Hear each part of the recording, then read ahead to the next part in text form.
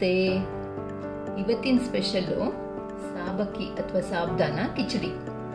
ಇದಕ್ಕೆ ನಾನು ನಿನ್ನೆ ರಾತ್ರಿನೇ ಈ ಸಾಬಕ್ಕಿನ ಚೆನ್ನಾಗಿ ಒಂದು 3 ರಿಂದ 4 ಸಲ ತೊಳೆದು ಅದರ ಸ್ಟಾರ್ಚ್ ಎಲ್ಲ ಹೋಗಬೇಕು ಅಷ್ಟು ತೊಳೆದು ಆ ಸಾಬಕ್ಕಿ ಪೂರ್ತಿಯಾಗಿ ಮುಳುಗಬೇಕು ಅಷ್ಟು ನೀರನ್ನು ಹಾಕಿ ನೆನೆಸಿಟ್ಟಿದ್ದೆ.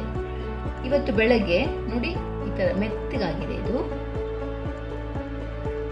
ನಾನಿಲ್ಲಿ 1.5 ಕಪ್ ಆಗೋಷ್ಟು ಸಾಬಕ್ಕಿನ ತಗೊಂಡಿದ್ದೇನೆ.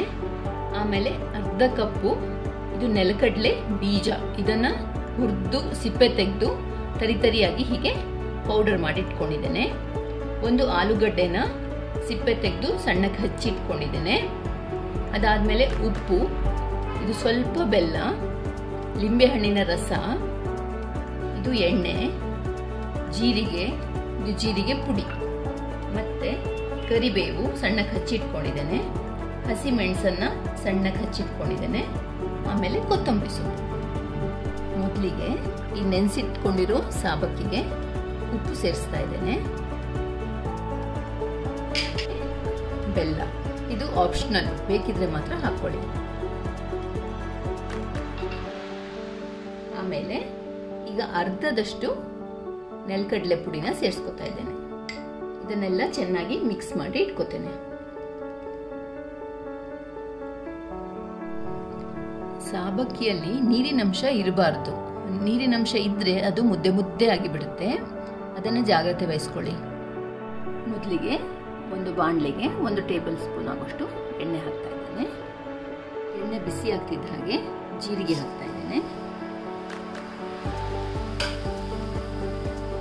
ಅದಾದಮೇಲೆ ಕರಿಬೇವು, ಆಮೇಲೆ ಆಲೂಗಡ್ಡೆ. ನಾನಿಲ್ಲಿ ಹಸಿ ಆಲೂಗಡ್ಡೆ ತಗೊಂಡಿದ್ದೇನೆ. ಈಗ ಆಲೂಗಡ್ಡೆ ಒಳ್ಳೆ ರೋಸ್ಟ್ ಆಗಿದೆ. ಅದಕ್ಕೆ ಒಂದು ಚಿಟಿಕೆ ಉಪ್ಪು ಸೇರಿಸ್ತಾ ಇದ್ದೇನೆ. ಅದಾದಮೇಲೆ ಹಸಿಮೆಣಸು, ಸಾಬಕ್ಕಿ ಸೇರಿಸ್ಕೊತಾ ಇದ್ದೇನೆ.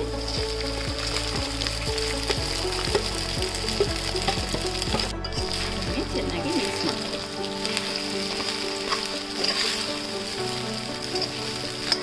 ಜೀರಿಗೆ ಪುಡಿ ಸೇರಿಸ್ತಾ ಇದ್ದೇನೆ.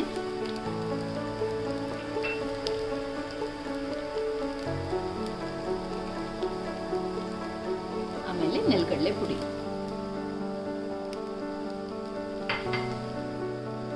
ಇನ್ನೊಮ್ಮೆ ಚೆನ್ನಾಗಿ ಮಿಕ್ಸ್ ಮಾಡಿ 2 ನಿಮಿಷ ಬೇಯಿಸ್ಕೋಬೇಕು. 2 ಸಲ ಹೀಗೆ ಮಗಿಸ್ತಾ ಇರಿ, ಇಲ್ಲಾಂದ್ರೆ ಕೆಳಗೆ ಅಂಟ್ಕೊಂಡು ಬಿಡ್ತದೆ. ಸಾಬಕ್ಕಿ ಬಿಳಿ ಕಲರ್ ಹೋಗಿ ಸ್ವಲ್ಪ ಲೈಟ್ ಆಗಿ ಶೇಡ್ ಚೇಂಜ್ ಆಗ್ತದೆ, ಆಗ ಬೆಂದಿದೆ ಅಂತ. ಕೊನೆಯದಾಗಿ ಗ್ಯಾಸ್ ಆರಿಸ್ಕೊಂಡು ಲಿಂಬೆಹಣ್ಣಿನ ರಸ, ಅದಾದಮೇಲೆ ಕೊತ್ತಂಬರಿ ಸೊಪ್ಪು. ರುಚಿ ರುಚಿಯಾದ ಸಾಬಕ್ಕಿ ಅಥವಾ ಸಾಬುದಾನ ಕಿಚಡಿ ರೆಡಿ.